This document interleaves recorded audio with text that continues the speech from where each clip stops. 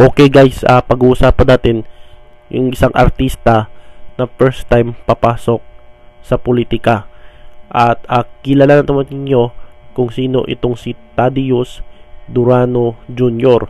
or mas kilala sa tawag na DJ Durano, isang aktor na tatakbo bilang mayor sa isang bayan sa Cebu. So Durano pala ito, no, totoong pangalan niya, kasi yung pamilya niya ay galing sa old political family dyan sa 5th district ng Cebu, na ngayon ang distrito na yan ay hawak na ngayon ng Garcia at Prasco. Kaya ang natira na lang sa kanila na hawak nila ay ang Danao.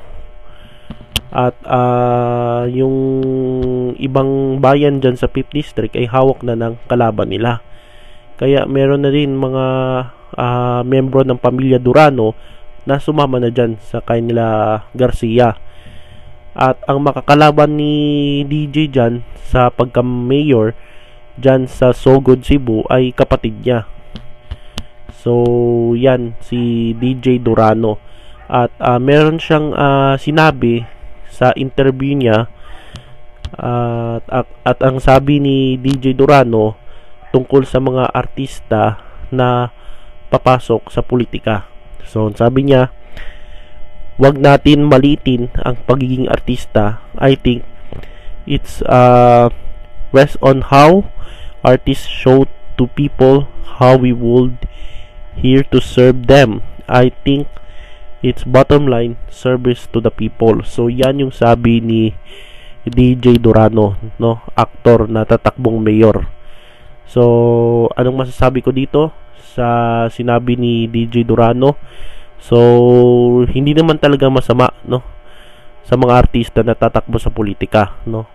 Karapatan nila yan dahil nasa demokrasya tayo. Karapatan natin lahat na tumakbo, no.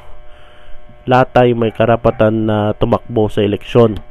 Basta importante dyan ay isa kang Filipino citizen. So yan yung requirements sa pagtakbo mo sa halalan.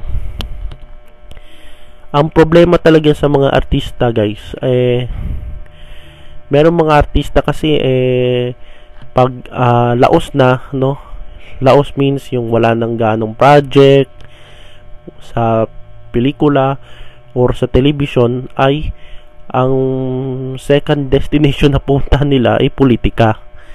Kaya tatakbo sa politika kasi wala na ganong project at hindi na masyado popular yung pangalan, kaya dito sila sa politika pupunta. At yung iba di ko alam, marami naman artista, hindi naman lahat ng artista ganun ng attitude, no. Pero meron mga artista kasi pag laos na diretso agad sa politika without knowledge or ano talagang hangarin nila, no. Ano talaga ang purpose nila? Bakit sila pumasok sa politics? To serve the people ba? Or gawing investment yung politika? So, at isang pang problema dyan, guys, yung mga artista pag nanalo na sa eleksyon at nakontento na sila,